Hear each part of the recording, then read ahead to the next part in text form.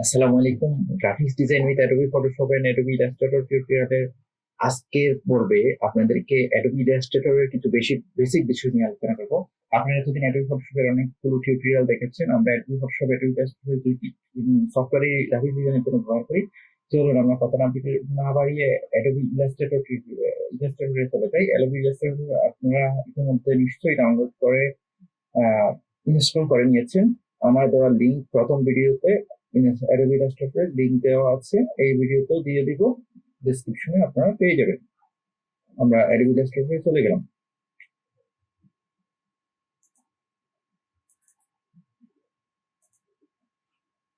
Adobe Illustrator এবং ফটোশপের layout যদি আপনি দেখতে চান তাহলে প্রায় সেম টু সেম। এক্ষেত্রে দেখা যাচ্ছে আমাদের উপরে মেনু বারটা যেমন অ্যাডোবি ফটোশপে যেমন ঠিক সেমনি ভাবে অ্যাডোবি ইলাস্ট্রেটর আছে। এমনকি অ্যাডোবি ফটোশপ এবং অ্যাডোবি ইলাস্ট্রেটর দুটি ক্রিয়েটিভ ক্লাউডের মাধ্যমে কাজ করে। যেমন আমার ক্রিয়েটিভ ক্লাউড আইডি লগ করা আছে, যে কারণে আমি যে কোনো ডাটা যদি যে কোনো কিছু যদি আমি এখানে সেভ করে রাখি, আমি সেটা অ্যাডোবি ফটোশপ যেমন পাবো, অ্যাডোবি ইলাস্ট্রেটর ঠিক সেম পাবো। সেটা কি বিষয়, কোন সফটওয়্যার দিয়ে ডিজাইন করেছি, ফটোশপ দিয়ে ডিজাইন করেছি না ইলাস্ট্রেটর দিয়ে ডিজাইন করেছি, এটা কোনো বিষয় না। আসলে অ্যাডোবির ক্রিয়েটিভ ক্লাউড মানে অ্যাডোবির সফটওয়্যার ব্যবহার করে যদি আমি ক্রিয়েটিভ ক্লাউড রেখে দিই তবে এটা এটা রয়ে যায়।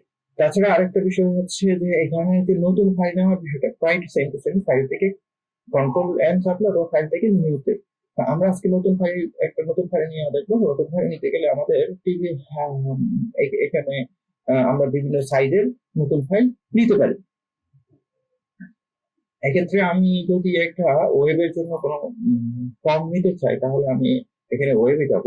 আমরা জানি ওয়েবের জন্য আমরা যে ডিজাইন গুলো নিই সেগুলো বিশেষ করে 1920 বা 1080 হচ্ছে ওয়েব লার্জ। আমি 1920 বা 1080 ক্লিক করলাম। এই ক্ষেত্রে এই পাশে আমাদের কিছু অপশন এসে গেছে। এই অপশন সম্পর্কে আমরা আগেই পরিচিত। বিশেষ করে আমাদের যে আমরা যে একটা আর্টবোর্ড নিব বা আমাদের আর্টবোর্ডের ওয়েট হবে 1920 পিক্সেল এবং হাইট হবে 1080 পিক্সেল। এটা কিন্তু ওয়েবের জন্য নিচ্ছি। ওয়েবের জন্য হলে আমাদের এটা পিক্সেলে হিসাব করবো। যদি প্রিন্টের জন্য হিসাব করতাম তাহলে আমি এটা ইঞ্চিতে হিসাব করতাম। এটার নাম দিয়ে দিই যে ফার্স্ট ফার্স্ট ইলাস্ট্রেটর। তাছাড়াও এর নিচে এখানে ওরিয়েন্টেশন, ল্যান্ডস্কেপ এবং পোর্ট্রেটের সম্পর্কে আপনারা সবাই জানেন। ব্লিড নামে একটা অপশন আছে। এই ব্লিডের কাজটা কি? ব্লিডের কাজটা হচ্ছে চারপাশে একটা নির্দিষ্ট বর্ডার দেওয়া। আমরা দেখি যখন কেউ কেউ একজন কোন একটা বিজনেস কার্ড ডিজাইন করেন, আমরা দেখি যখন কেউ কোনো একটা বিজনেস কার্ড ডিজাইন করে সেক্ষেত্রে বিজনেস কার্ডের চারপাশে একটা অংশ সাদা অংশ থাকে এবং একটা অংশ থাকে কাটার মতো অংশ। এই যে ব্লিড অপশনটা সেটা হচ্ছে কাটার মতো অংশ। এটা সাধারণত 0.25 পিক্সেল দিয়ে থাকে। এটা এই অপশনটাতে যদি টিক মার্ক দিয়ে দেওয়া হয় তবে এই 0.25 পিক্সেল সব জায়গায় চলে আসবে। যদি এই অপশনে টিক মার্ক তুলে দেওয়া হয় তাহলে প্রত্যেকটা অপশন আলাদাভাবে চেঞ্জ করতে হবে। যেমন এটাকে আমি 0 পিক্সেল করে দিলাম। 0 পিক্সেল করে আমি এটাতে ক্লিক করলাম, তার মানে এখানে সবগুলো 0 পিক্সেল হয়ে গেল। তাছাড়া আমরা জানি দুই ধরনের কালার মোড আছে, একটা হচ্ছে আরজিবি মোড আর একটা CMYK mode. RGB colour mode red, green, blue. CMYK হচ্ছে সায়ান, মেজেন্টা, ইয়েলো এন্ড কি ব্ল্যাক। এক্ষেত্রে আমরা যখন ওয়েবের জন্য বা ডিজিটাল কোনো কন্টেন্টের জন্য কোনো ফাইল নিব সেটা আরজিবি কালার মোডে নিব, এবং আমরা যখন কোনো একটা ফাইল নিব যা প্রিন্টে কাজে লাগবে তখন আমরা তাকে সিএমওয়াই কে কালার মোডে রাখবো। আর যদি কালার মোডে ডিজিটাল বলতে বোঝাচ্ছে যেমন আমরা ফেসবুকের জন্য একটা ব্যানার তৈরি করতে পারি, ইউটিউবের জন্য একটা ব্যানার তৈরি করতে পারি, বা আমরা লোগো ডিজাইন করতে পারি, যে লোগোটা আসলে আমরা কোনো একটা ওয়েবসাইটে ব্যবহার করবো সেক্ষেত্রে আমরা আরজিবি কালার মোড ব্যবহার করবো। তাছাড়া স্ক্রিন রেজুলেশনের একটা ব্যাপার আছে। স্ক্রিন আমরা 300 ppi অথবা 72 ppi যে কোনো একটা দিতে পারি। আর আমাদের এটার নিচে আছে যে ক্রিয়েট অপশনে ক্লিক করলেই এই 1920 বাই 1080 পিক্সেলের একটা নতুন আর্টবোর্ড তৈরি হয়ে যাবে। তাহলে আমরা একটু নতুন আর্টবোর্ড নিয়ে নিলাম।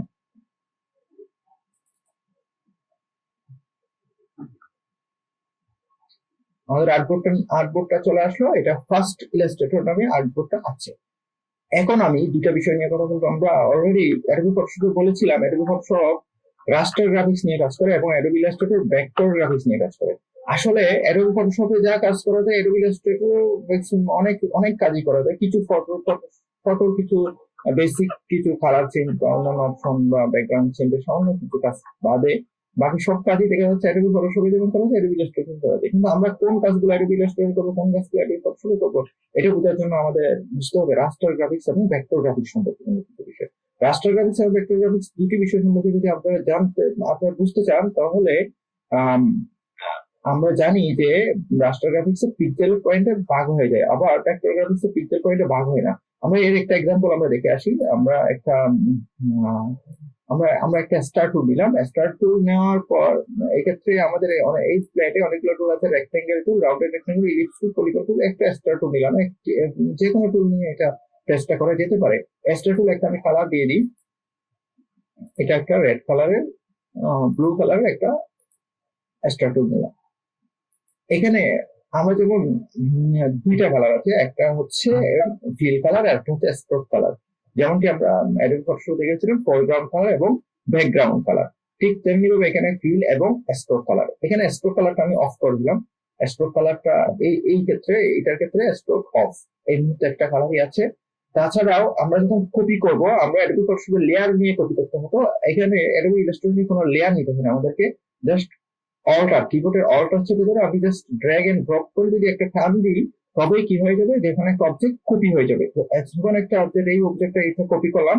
এখন আমি এই অবজেক্টটাকে রাস্টারাইজ করব এবং এই অবজেক্টটাকে ভেক্টর হিসেবে রাখবো। আমরা জানি অ্যাডোবি ইলাস্ট্রেটর আমরা যেই শেপই নিই না কেন সেই শেপই ভেক্টর হিসেবে তৈরি হয়। এখন রাস্টার হিসেবে যদি করতে হয়, এটাকে যদি আমি সিলেক্ট করি তাহলে এটাকে আমি সিলেক্ট করার পরে অবজেক্টে যাবো। অবজেক্টে গিয়ে আমি এখানে রাস্টারাইজ নামে একটা অপশন আছে, সেই রাস্টারাইজ অপশনে আমি ক্লিক করবো। রাস্টারাইজ অপশনে আরজিবি এবং high quality rasterize option, rasterize একটা অবজেক্ট এটা এখানে ক্রিয়েট হবে। ওকে করলাম। তার মানে এটা হচ্ছে একটা রাস্টার গ্রাফিক্স তৈরি হলো, এটা একটা ভেক্টর গ্রাফিক্সে আসলো। আমি একটু এটাকে নামকরণ করি, তাহলে এটা হয়ে গেল ভেক্টর। এক্ষেত্রে আমরা শিফট এবং অল্টার চেপে যদি চেপে ধরি, যে কোনো কিছু সমান আকৃতি বড় হবে এবং কেন্দ্রটা ঠিক থাকবে। যদি শুধু শিফট চাপি তাহলে সমান চারদিকে সমান বড় হবে, কিন্তু কেন্দ্রটা ঠিক থাকবে না। এটা হচ্ছে আসলে জুম করা আর কি, বা বড় করা, সাইজটা বড় করা। এটা ভেক্টর, এটা হচ্ছে রাস্টার।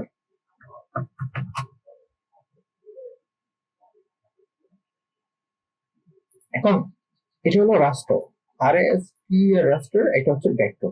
রাস্টার এবং ভেক্টর এই দুটার মধ্যে যদি আমি পার্থক্যটা যদি দেখতে চাই তাহলে আমাদেরকে জুম করতে হবে। আমরা জানি আমরা অ্যাডোবি ইলাস্ট্রেটরের ক্ষেত্রে ৬৭,০০০ গুণ পর্যন্ত আমরা কোনো একটা অবজেক্টকে জুম করতে পারি, এবং এই জুম করলে ভেক্টর গ্রাফিক্স কোনো অবস্থাতে ফাটে না। এটা হচ্ছে একটা ভেক্টর গ্রাফিক্স। এটাকে আমি অল্টার চেপে ধরে জুম করতে থাকি। আমি এই নিচে একটা অপশন আপনারা দেখতে পাবেন, এখানে ৩০০% এই মুহূর্তে জুম হয়েছে। আমি এটাকে আরো অনেক জুম করব। যতই জুম করে না কেন এই এই এই অবজেক্টটা ঠিক সেম টু সেম থাকতেছে। যেমন এটা ৪৮% আমি জুম করেছি, তবুও এই অবজেক্টটা কি থাকতেছে, সেম টু সেম। এই অবজেক্টটা যদি আমরা এই যে লেয়ার গুলো চেক করে, এই যে আমরা পাথ গুলো চেক করি, এই পাশে আসলে অংশটাকে বলে পাথ বলা হয়। এখানে পাথ আপনি ছোট করে লিখে আসছে, এই পাথ গুলো যদি চেক করে দেখা যাচ্ছে এই পাথ গুলো কোনো অবস্থাতে ফাটেনি, যেহেতু এটা একটা ভেক্টর গ্রাফিক্স। কিন্তু আমরা যে গ্রাফিক্সটাকে রাস্টারাইজ করেছি সেই গ্রাফিক্সটার উপরে যদি আমি জুম করি, রাস্টার গ্রাফিক্স, এটা জাস্ট আমি ২৪০০% করলাম, কিন্তু দেখলাম এখানে কাজ কাটা একটা অপশন আছে। এই ক্ষেত্রে দেখা যাচ্ছে এখানে পাথ, আসলে পাথের কিছু নয়, এটা পুরোটাই হচ্ছে পিক্সেলে পরিণত হয়ে গেছে।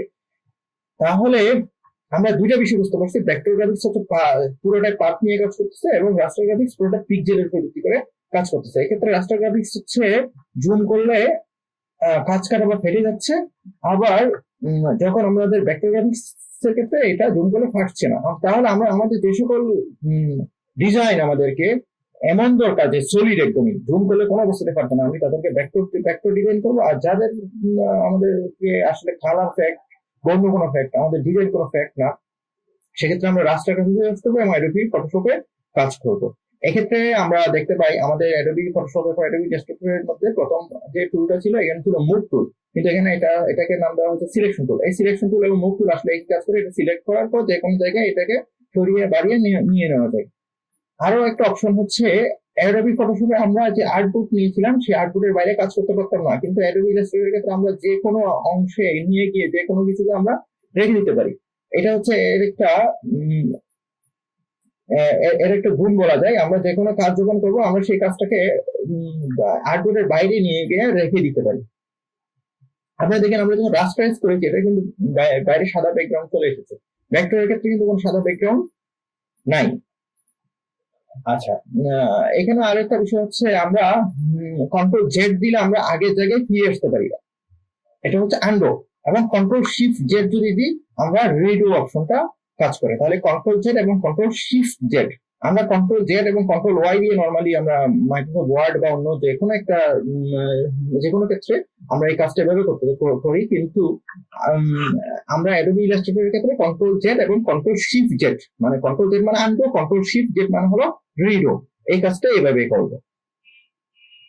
এখানে অনেকগুলো অপশন আছে, তার মধ্যে এইখানে একটা হচ্ছে সিলেকশন টুল। আমরা তো দেখেছি অলরেডি সিলেকশন টুল দিয়ে যে কোনো একটা অবজেক্টকে সিলেক্ট করা যায় এবং সিলেক্ট করে সেকে ইচ্ছা মতো যে কোনো জায়গায় নিয়ে নেওয়া যায়। এই পাশে যে অপশন গুলো আছে এর মধ্যে মাত্র দুটো অপশন আছে। এখানে কোনার দিকে যে অংশটা আছে সেই অংশটাতে যদি আমরা ক্লিক করি তাহলে ডাইরেক্ট সিলেকশন টুল এবং গ্রুপ সিলেকশন টুল নামে দুইটা অপশন আছে। গ্রুপ সিলেকশন টুলের কাজ হচ্ছে আমাদের ফটোশপে ইলাস্ট্রেটরের ক্ষেত্রে আমরা যদি কয়েকটা অবজেক্টকে একসাথে গ্রুপ করে রাখি সেক্ষেত্রে আমরা ওই গ্রুপকে না ভেঙে ওই গ্রুপ অবজেক্টে যে কোনো একটা ইন্ডিভিজুয়াল অবজেক্টকে আমরা চেঞ্জ করে দিতে পারি। এটার কাজ আমরা পরবর্তীতে দেখবো। ডাইরেক্ট সিলেকশন টুলের ক্ষেত্রে দেখা যাচ্ছে আমি একটা এখানে বিভিন্ন ধরনের শেপ আছে, সেই শেপ থেকে আমি একটা রেক্টেঙ্গেল টুল নিয়ে নিই। শিফট যদি চেপে ধরি তাহলে চারিদিকে সমানভাবে হবে, কিন্তু কেন্দ্র ঠিক থাকবে না। কিন্তু শিফট এবং অল্টার যদি ধরি তাহলে কেন্দ্র ঠিক থাকবে এবং চারপাশে সমানভাবে বড় হতে থাকবে। শিফট এবং অল্টার ধরে আমি একটা রেক্টেঙ্গেল টুল নিয়ে নিলাম, তিনটা রেক্টেঙ্গেল টুল নিয়ে নিলাম, তিনটা ভিন্ন সাইজের রেক্টেঙ্গেল টুল নিয়ে নিলাম। আচ্ছা, এই রেক্টেঙ্গেল টুলের কালারটা আমি এই পাশ থেকে এসে চেঞ্জ করে দিলাম। এটাকে একটা পিঙ্ক টাইপের কালার দিয়ে দিলাম, এটাকে একটা রেড টাইপের কালার দিয়ে দিলাম এবং এটাকে একটা কালার দিয়ে দিই অরেঞ্জ টাইপের একটা কালার আমি দিয়ে দিলাম। এখন আমরা দেখব ডাইরেক্ট সিলেকশন টুলের কাজ। ডাইরেক্ট সিলেকশন টুলের ক্ষেত্রে আমরা জানি আমরা যখন কোন একটা অবজেক্টে ক্লিক করার পর সেটা ডাইরেক্ট সিলেকশন টুলে ক্লিক করি তাহলে আমরা কয়েকটা অপশন দেখতে পাই। এর মধ্যে প্রত্যেকটাতে কর্নার পয়েন্ট আছে এবং এখানে একটা পয়েন্ট আছে যে পয়েন্ট আমরা যখন কার্সর নিয়ে যাই আমাদের কার্সরটা একটু বাঁকা দেখায়। তার মানে এই অংশকে যখন আমরা টান দিব তখন চারপাশে সমানভাবে এটা বাঁকা হতে থাকবে। বিষয়টা হচ্ছে এমন রাউন্ড, এটা হচ্ছে রাউন্ড কর্নার তৈরি হচ্ছে, এমনকি একটা বৃত্ত পর্যন্ত হচ্ছে। একদম টান দিয়ে যখন আমরা সেন্টারে নিয়ে রেখে দিলাম তখন এটা একটা বৃত্ত হয়ে গেল। এটা একটা কাজ। এই কাজটা কিন্তু অ্যাডোবি ইলাস্ট্রেটর 2018 ভার্সনের আগের ভার্সনগুলোতে ছিল না, 2018 এবং 2019 ভার্সনের পরবর্তী ভার্সনগুলোতে এটা সংযোজিত হয়েছে। এখানে ডাইরেক্ট সিলেকশন টুলে যখন আমরা ক্লিক করি আমাদের এখানে কয়েকটা ছোট ছোট পয়েন্ট দেখা যায়। এই পয়েন্ট গুলোকে বলা হয় অ্যাঙ্কর পয়েন্ট। আপনারা দেখবেন আমি যখন কার্সর নিয়ে যাই এখানে ছোট করে দেখা যাচ্ছে অ্যাঙ্কর পয়েন্ট। এই অ্যাঙ্কর পয়েন্ট এবং এই পাশে যে পাথ আছে সেই পাথটা আসলে আমাদের এখানে দেখা যায়। এই অ্যাঙ্কর পয়েন্টকে যদি আমি চেঞ্জ করতে চাই কোনো কারণে তাহলে এই অ্যাঙ্কর পয়েন্টকে যদি আমি কোনো কারণে চেঞ্জ করতে চাই তাহলে আমি অ্যাঙ্কর পয়েন্টের উপরে ডাবল ক্লিক করতে হবে এবং আমি যে কোনো জায়গায় নিয়ে যেতে পারি। যেমন এটাকে আমি এভাবে টেনে নিয়ে এসে এখানে রেখে দিলাম, তার মানে একটা টিক মার্ক হয়ে গেল। অথবা আমি এটাকে চাচ্ছি না, আমি এদিকে নিয়ে আসবো, অথবা এটা আমরা এই পাশে নিয়ে আসতে চাই। তো যে কোনো জায়গায় আসলে কি করা যায়, এটা সরিয়ে নেওয়া যায়। তাহলে ডাইরেক্ট সিলেকশন টুলের মাধ্যমে আমরা যে কোনো একটা অবজেক্টের কোনো কোনার অ্যাঙ্কর পয়েন্টকে ধরে আমরা চেঞ্জ করতে পারি। এখন এখানে এই অবজেক্টের ক্ষেত্রে অ্যাঙ্কর পয়েন্ট দেখা যাচ্ছে মাত্র 4টা। এটা হচ্ছে পাথ। আমরা যে কোনো পাথকে ধরেও কি করে দিতে পারি, এটাকে টেনে ছোট বড় করে নিতে পারি। এক্ষেত্রে আমাদের অ্যাড অ্যাঙ্কর পয়েন্ট নামে একটা অপশন আছে, এটা হচ্ছে পেন টুলের নিচে। আমরা যে কোনো একটা পাথে গিয়ে যেখানেই ক্লিক করি না কেন সেখানে নতুন করে একটা করে অ্যাঙ্কর পয়েন্ট তৈরি হয়ে যাবে। যেমন এই অবজেক্ট, এটা একটা অবজেক্ট, অবজেক্টে ক্লিক করলাম এবং আমি আবার ডাইরেক্ট সিলেকশন টুল নিলাম। তাহলে দেখলাম যে এখানে কিন্তু আগে ছিল মাত্র 4টা, এখন অনেকগুলো অ্যাঙ্কর পয়েন্ট তৈরি হয়েছে। যেমন এই একটা অ্যাঙ্কর পয়েন্ট দেখে যদি আমি এভাবে ধরে টান দিই, তাহলে আমি ইচ্ছা মতো টান দিতে পারবো। এখানে একটা অ্যাঙ্কর পয়েন্ট নিয়েছিলাম, এটা এভাবে নিয়ে ধরে টান দিতে পারবো। তাহলে আমরা আমরা বুঝতে পারছি যে আসলে অ্যাডোবি ইলাস্ট্রেটরের যে পাথ, সেই পাথের উপর যে অ্যাঙ্কর পয়েন্ট আছে, সেই অ্যাঙ্কর পয়েন্ট দিয়ে আমরা পাথটাকে পরিবর্তন করে দিতে পারি এবং বিভিন্ন আকৃতি শেপ নিয়ে নিতে পারি। এই দুইটা অবজেক্টকে আমি সিলেকশন টুল নিলাম, সিলেকশন টুল নিয়ে এই 3টা অবজেক্টকে আমি একসাথে সিলেক্ট করলাম। সিলেক্ট করার পর রাইট ক্লিক করে যদি এখানে গ্রুপ নামে একটা অপশন আছে, সেখানে আমি একটা গ্রুপ করলাম। তাহলে এই 3টা অবজেক্ট একসাথে হয়ে গেল এবং আমরা যতই টানি না কেন এই 3টা অবজেক্টই একসাথেই কাজ করে। এই 3টা অবজেক্টের যে কোনো একটা অবজেক্টকে যদি আমি পরিবর্তন করতে চাই, তাহলে আমি কিন্তু এখান থেকে ডাইরেক্ট সিলেকশন টুল নিলে হবে না। ডাইরেক্ট সিলেকশন টুল নিলে দেখা যাচ্ছে আমি একটাতে কাজ করতে চাই, সবার মধ্যে হয়ে যাচ্ছে না। আমি চাচ্ছি শুধু এই অবজেক্ট যেটা আছে এটাকে আমি বৃত্ত বানিয়ে ফেলবো। তাহলে আমাকে এখান থেকে নিতে হবে group selection tool. Group selection tool নিয়ে আমি এই গ্রুপের পুরো গ্রুপকে আমি কি করে দিব,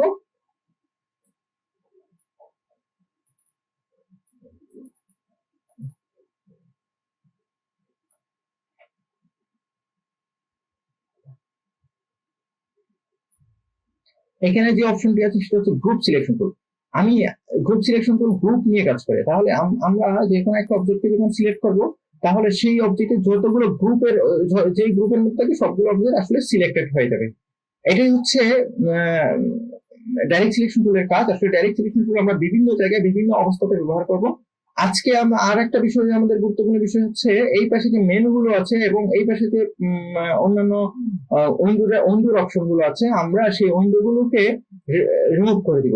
উইন্ডো গুলো close, window close, window close. এক্ষেত্রে আমরা ক্যারেক্টার অন্যান্য গুলো উইন্ডো আমরা আপাতত একটা উইন্ডো রাখবো না, কালারের গুলো রিমুভ করে দিব। এক্ষেত্রে আমরা যে কোনো একটা উইন্ডো যখন আমরা রিমুভ করে দিব, আমরা নতুন নতুন উইন্ডো যখন আমরা নিতে চাই, তাহলে উইন্ডো থেকে আমাদেরকে যে কোনো অপশনে ক্লিক করতে হবে। যেমন আমাদের উইন্ডো থেকে অ্যালাইন একটা অপশন আছে, এটা আমাদের খুবই গুরুত্বপূর্ণ। তাছাড়া উইন্ডো থেকে আরেকটা অপশন আছে, তার নাম হলো পাথ ফাইন্ডার। আমরা সবচেয়ে বেশি, অনেক বেশি ব্যবহার করি। সেই পাথ ফাইন্ডারকে আমরা নিয়ে আসবো, পাথ ফাইন্ডারের মধ্যে আমরা রেখে দিব। আচ্ছা, আমরা এইটুক চাই না, আমরা চাই আমাদের আগের অপশনে ফিরে যেতে। তাহলে উইন্ডোর অপশনে গেলাম, উইন্ডোর অপশন থেকে আমরা যাব রিসেট এসেনশিয়ালস থেকে আমরা যাব যে রিসেট ওয়ার্ক স্পেস থেকে আমরা যাব যে এসেনশিয়াল ক্লাসিক, অথবা এসেনশিয়াল অথবা রিসেট এসেনশিয়াল ক্লাসিক। আমরা যাব রিসেট এসেনশিয়াল ক্লাসিক করে দিলাম। তাহলে আমার যে আগের যে অবস্থান, সে অবস্থান তৈরি হয়ে গেল। আসলে আমাদের উইন্ডো গুলো যে কোনো উইন্ডো আপনারা রিমুভ করে দিতে পারবেন প্রয়োজনে, আবার যে কোনো উইন্ডো আপনারা নিয়ে আসতে পারবেন। অ্যাডোবি ইলাস্ট্রেটর আসলে খুবই গুরুত্বপূর্ণ একটা সফটওয়্যার গ্রাফিক্স ডিজাইনের জন্য। মূলত বলা যায় অ্যাডোবি ইলাস্ট্রেটরের কাজ ছাড়া গ্রাফিক্স ডিজাইনের কাজ করা সম্ভবই না। একজন রিয়েল গ্রাফিক্স ডিজাইনার অবশ্যই অ্যাডোবি ইলাস্ট্রেটরের কাজ খুব গুরুত্ব সহকারে অনুধাবন করবে এবং সে যে কোনো অবজেক্টকে ক্রিয়েট করে ফেলতে পারবে। আমরা আজকের পর্বটা শুরু করেছি। আপনারা আশা করি আপনারা এই বিষয়গুলো নিয়ে একটু প্র্যাকটিস করবেন এবং কিভাবে কাজ করে জিনিসটা ওপেন করে একটু কাজ করবেন, এতে আপনাদের শেখা হবে। ধন্যবাদ সবাইকে। আসসালামু আলাইকুম।